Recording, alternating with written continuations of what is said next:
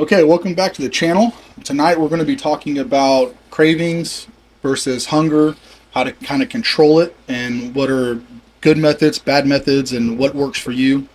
And while we're discussing this, we're going to go ahead and play the footage of our leg night, which was tonight. We trained our legs. Okay, so for me, I know that a lot of people, whenever, like me personally too, I do better when I do more frequent meals. If I go too long between meals, my hunger gets too much, and then I start getting more inclined to cheat and break my diet. So if I can consistently eat every 3 hours, that hunger starts kicking in about 2 hours after my meal. So if I could get an hour after that, I'm normally good. But if I go an hour past that to about 4 hours, 4.5 hours, my hunger starts getting so strong that I start getting more inclined to cheating and breaking. So for me, I think more frequent meals does better for me. And I think some people, they do better when they just deal with the hunger, like intermittent fasting. But for me personally, I think cutting the meals, making the meals smaller and doing them more frequently works better for me.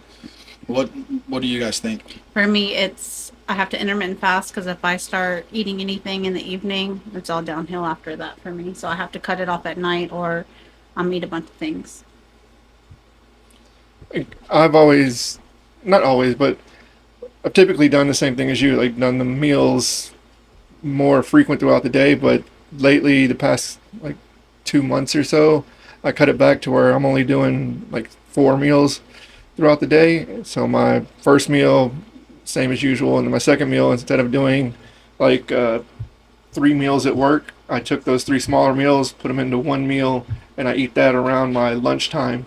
And it's not overly filling to me because I go a little bit longer in between them, and I'm able to kind of manage that, and it works for me a lot better because I'm not constantly worrying about the clock of like, okay, well, it's 9 o'clock, I gotta stop what I'm doing and go eat, and then, oh, it's 12, I gotta stop what I'm doing and go eat. I just have to worry about it the one time, and I'm able to just go about the rest of my day. So it's been working for me right now. If it gets to the point where, again, like the hunger starts kicking in a little bit too much in between, because I'll start getting hungry, but it's not overly hungry. I'm not like hurting or anything, like, oh my gosh, I'm starving at the moment, so I'm able to get through it. But if it starts getting to that point, then I'll have to break the meals up again to spread them out. But till then, doing good with like the 4 meals throughout the day. So just for you guys to know, I know we're all like fat and gross, and y'all might be watching this. We're like, why are we gonna listen to all you fat and gross people? So Richard's lost 100 pounds over a year. In the last year, he was around 330, 335. He's gotten down to 235. I was 270, and I was a power lifter. Now I'm down to right now currently 223.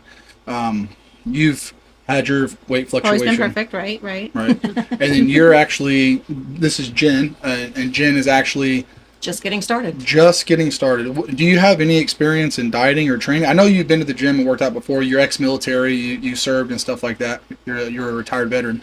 But what is your extent of dieting? Have you ever actually done a structured diet before this? Not anything that's lasted. And I think that's because I try to make such drastic changes immediately. I don't do the gradual change like I'm doing this time. So that's always been, I think, why I failed. So So, well, what are your goals for this? Do you have a long-term goal or short-term goal? Like for me, my current goal right now, it's to train into the end of the year, and I'm going to try to put size on at the end of the year. Don't get me wrong, I'm still trying to lose body fat as well too, but right now I'm optimizing muscle mass over weight loss right now. So my goal is to get 6 meals a day of meat and rice, very basic, very simple, and just try to put on as much size as I can while keeping the body fat down to a reasonable size, and then looking at leaning out towards the beginning of the year to possibly compete. So that's my short term slash long term goal. What would be your goals? Have you decided yet? Have you made any type of like markers of like, this is my milestone, or this is like a checkpoint that I want to get to, or have you just said, I'm just going to start and just go for it? I'm just going to kind of start. I don't have goals. I probably should. And I think what I'll do is reevaluate that at the end of the month. Because I took my weight like the second week of this month. So I want to see what, if any, progress I've made and kind of take it from there, because that'll give me a baseline, if you will. I just want to lose weight to be healthier, and I wouldn't be mad at a little muscle definition. Well, let's be honest. I mean, we all do it for vanity reasons too. Like, we all want to look better. We all want to feel better, not only in our clothes, but when you're naked and stuff like that too. It's the whole reason why anyone starts dieting and working out. Health is, yes, the primary, but let's be honest. Most people don't like, well, I guess I could get a little healthier. Most of the time, it's like, well, I guess I could be a little thinner or a little bit more muscular, and that's the most case for most people while you get started in it and stuff. But I think I was the opposite. what was yours? I really did start because of health. Yeah, yours Yeah. legitimately was because you had a lot of health issues that were being triggered by food. Like you had a lot of allergies and resistance to certain foods that would trigger a lot of symptoms for you, and you definitely have a lot of health issues gone and completely went away just by cleaning up your diet and choosing better foods and stuff. Those sweet potatoes and those chicken nuggies, Yeah, eating chicken nuggets twice a day. So back to controlling the hunger and the cravings. The difference between a craving and hunger is most people, I think, they experience cravings, which you, since you're new to this, I'm going to kind of pick on you here a little bit. You haven't been hungry many years. For the most part, Richard didn't experience hunger for many years. Neither did I or Julie. Like it's one of those things that like you'll crave food and you'll be like, oh, I'm hungry, but it's not real hunger. What you're experiencing is cravings, right? You're experiencing something, a signal pretty much telling you that you want to eat something just because your liver glucose might have run low or your storage levels or your insulin or your pancreas is releasing or whatever. So there's things that make you want to eat and trigger the smell of food, the thought of food, emotional eating, like stress eating, like happy eating, sad eating, lonely eating, bored eating. And then you get hungry because you're hungry just because you're bored, so you're craving, so you affiliate that with hunger and then you eat. So I think when most people experience true hunger, they can differentiate the realization of like, okay, I don't need to eat right now. I could eat, but it's not necessary. Like for instance, after 2 hours of me getting done eating, I start feeling hunger, but I know that's not actual hunger. I just ate 2 hours ago. I'm not starving. Like that's not true hunger. That's just my body saying like, okay, we're empty. We can get some more in us now. Let's go ahead and eat more. Right, and I could give into that, and I could become a fatty again, or it's like I can resist it. So, like I said, me eating every 3 hours controls that.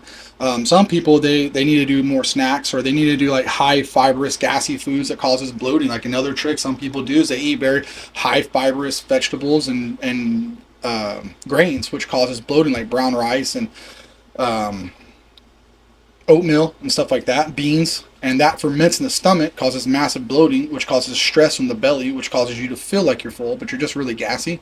So that's a trick some people use, but I found that to be more hurtful than helpful because I feel like I get more stomach issues and stomach problems and bowel movement problems than I do out of like versus the hunger that I'm kind of like fighting off a little bit. I saw recently someone, it was another, like it was a short video, a guy talking about, like he was down to like 3% or 4% body fat and stuff, and what he was using basically to satiate his hunger in between, because he was only doing like, I think like 1,800 calories for years, apparently, according to the video, was he was using carbonated drinks and artificial sweeteners in between his meals to help make him feel like, trick himself into like, I'm full, like I don't need to eat more kind of thing. That was the first I've heard like using that stuff as a means to kind of get yourself through. Well, I guess as long as it causes swelling in the stomach, and the stomach would be tricked into thinking that it's full, but it only lasts so long and then it wears off. Just like people drink a lot of coffee to suppress appetite, so they drink a whole lot of coffee because it suppresses it. But the problem is like how much coffee are you going to drink, and the caffeine doesn't even do its job, and now it's pretty much useless besides quote unquote like suppressing appetite. But then it gets to a point where that's not even useful either because it doesn't even do it for you. So it's one of those things that like I think everyone has, like you said, you like to do intermittent fasting. Once you start experiencing hunger, when you're in your fast, like how do you handle it? How do you go about handling it? I go to sleep. Fair enough. Okay. Okay, but you stop eating around 5, 6 o'clock. You don't go to bed 10, 11 o'clock. I know you have to get hungry at some point before that moment. So when you start feeling the hunger, is it something like you just deal with it, or the more hungry you feel, the more you tell yourself like, yeah, I'm losing fat, or like how do you go about, or you just ignore it, or what's the get? A little bit of all of it, honestly. It just depends on the day and how hungry I am. Because like depends on my workout. If I work out really hard, then I do feel more hungry towards like the end of the night when I'm already been fasting just for a little bit, rather than some nights I'm like, I'm not even really that hungry, and then you start talking about food and then you make it worse. Yeah. But I honestly truly don't really get super hungry until I'm already kind of laying in bed. The only time I really do get hungry is you're talking about food, and then I'm thinking about food, and then I'm like then you're like, let's just go to bed. I'm like, that's a good idea. Yeah, for me, another thing too is I don't know how, well, you haven't really been doing it long enough. I know how you feel about it, and I'm not sure exactly how you feel, but for me, simplicity is king as well. So, like me, if I get the same flavor every single meal, it's easier for me to not want other foods, right? Because if I have a meal that I absolutely hate, right, I'm gonna just get through it. But then as soon as I get to eat something I enjoy, I want to overeat it because it's so good. I want to keep eating it, and then like that's why I don't like doing cheat. Now this 90 days I am going to do cheat meals on Sunday. I will have a cheat meal or more than likely a cheat day because I'm still going to carb cycle because on Sundays I'm going to be getting 2 to 3 times the amount of carbs I normally get throughout the week, just so I can still have a fluctuation of carbohydrates, because I still kind of want to carb cycle a little bit, and having 6 moderate low days, having 1 high day is really great for weight loss, because it's just something about your body metabolism. We could go into that another That's what I was another gonna day. say too. That's what also helps me at night when I'm hungry. I'm like, okay, it's Wednesday. I only have Thursday, Friday, Saturday, and then I can have something I want. You can do it. You can do it, and that's what I just tell myself. So knowing that there's a cheat meal coming up helps keep you on track. See, Yeah. for me, I went 75 days without a cheat meal, and the deeper I got into it, the more I didn't want to break, because the days kept stacking up. So it's just like, man, 17 days, no break. 18 days, no break. 19 days, and it made me want to keep going. Like I said, this time I'm not going to do that. But like I said, Monday through Saturday, I don't have any cheat meals. It's the exact same meal every single time. So like I said, if I get something I like eating, I'm going to want to overeat on that. Or if I break, right, have a chip or have like something, just a bite of something, that flavor, it will trigger something inside of me. And then it's just like, okay, cool, that tasted so good, let's get full off of that flavor. Like, you don't need to get full off that flavor. You're not even that hungry, but because we've tasted that flavor, we should get full off of it. And we should just keep eating it until we're full, and then we can't eat no more because that flavor seems like a good flavor to get full off of. That's like a flip. A switch flips inside of me, and that's what happens to me. So if I could just keep the same exact flavor every single meal throughout the week, I don't have any issues with cravings or wanting certain foods or feeling like I'm going to break. But the more variety I get, the more I feel like it's easier for me to break. How do you feel about it? I've been doing the beef with rice not quite as long as you, because you started before me, but I've been Many doing years. it for a good while now, like well into almost, or no, over a year now.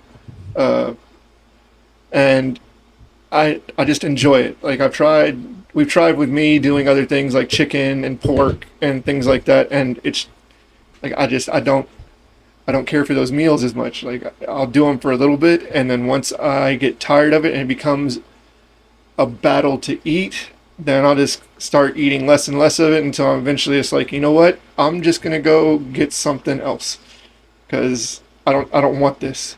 But with the beef and rice, with a little bit of beef stock, I do season my food, but I keep the seasonings more minimal, and I'm mostly like my favorite seasoning for most any food is some sort of spice. So I like cayenne pepper. Cayenne pepper is my thing. Cayenne pepper and black pepper. So that's mostly what I add to it. I add a little bit of onion powder and garlic powder, but once that runs out, I'm just gonna stick to basically cayenne pepper and black pepper because I like the little bit of heat. And then I just do the rice with the beef, like beef stock, and those are like that's my meal, and I can do that meal consistently every day, and it's just delicious. Like I enjoy it. Doesn't matter how many times I've eaten it that day or whatever. I just enjoy it. I like eating it, and a year into it, still doing it, and I'm still like, you know what tastes really good?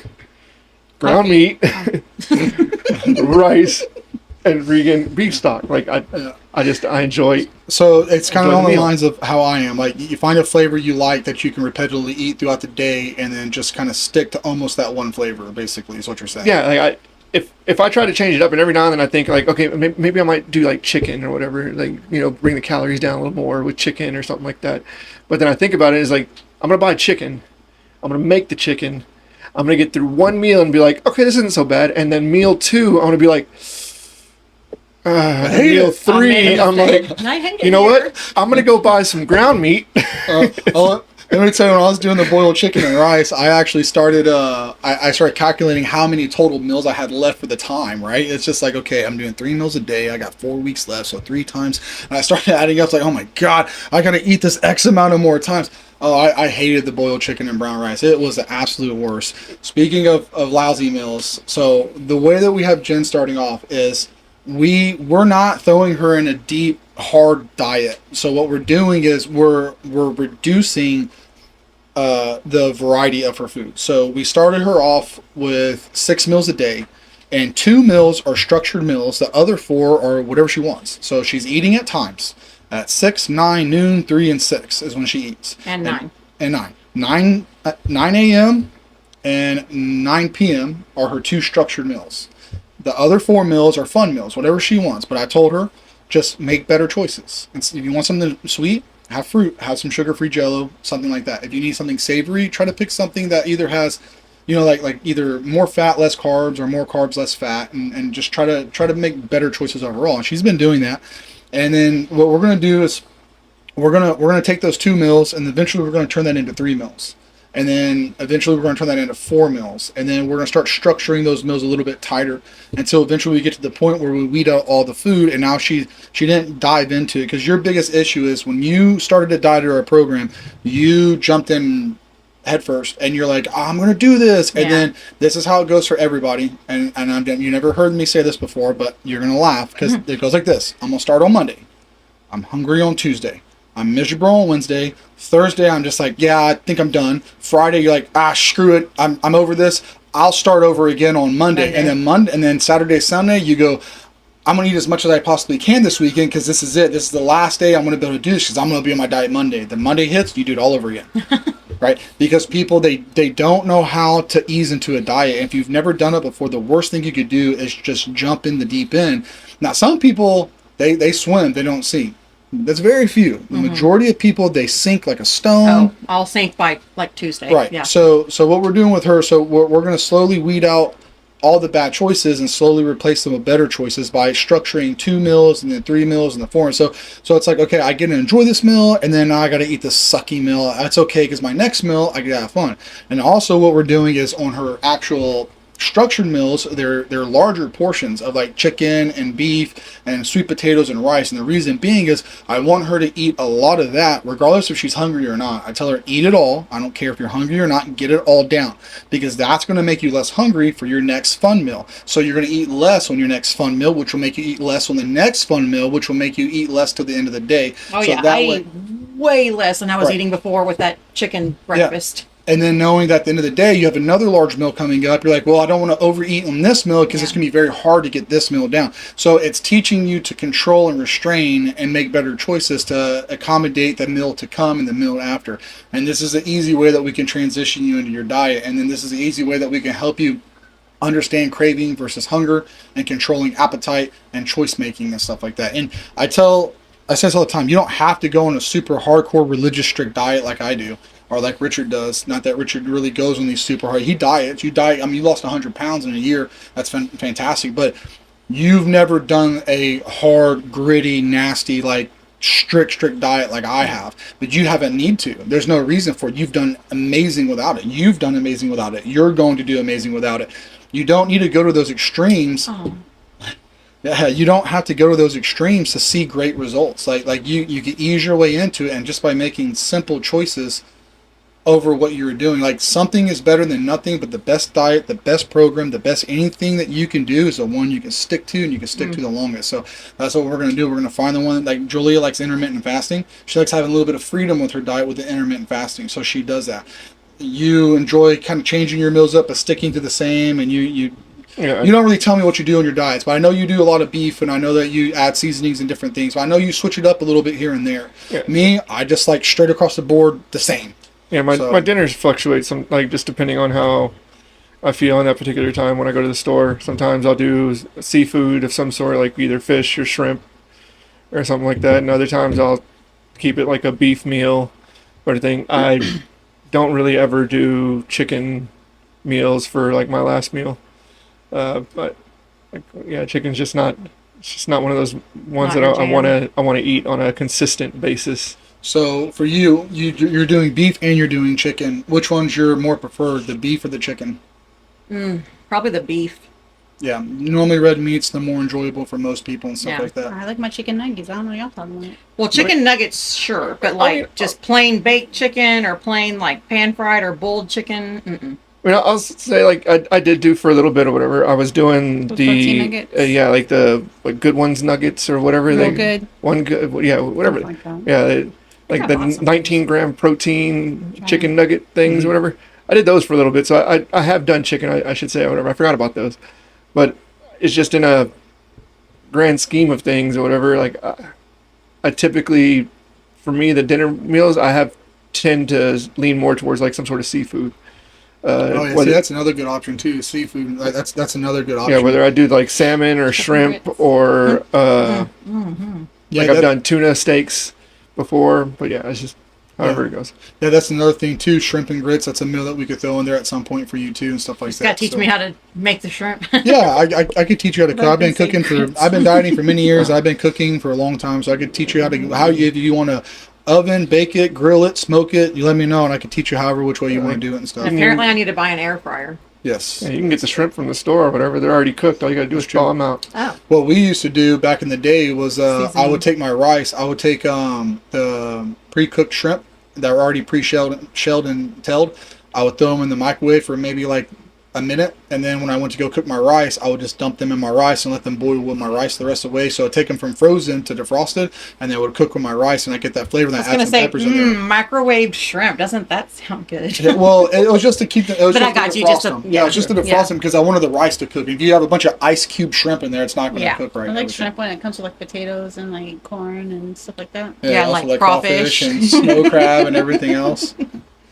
So let's touch on your diet real quick, then we'll wrap this one up. You're thinking about possibly changing up your diet a little bit too, right? So you've kind of changed it up a little bit this week, but not much. But you're thinking about kind of changing it up, right? Well, I changed it a little bit this week. I've been doing the egg white bite thingies that you made me. But I don't know.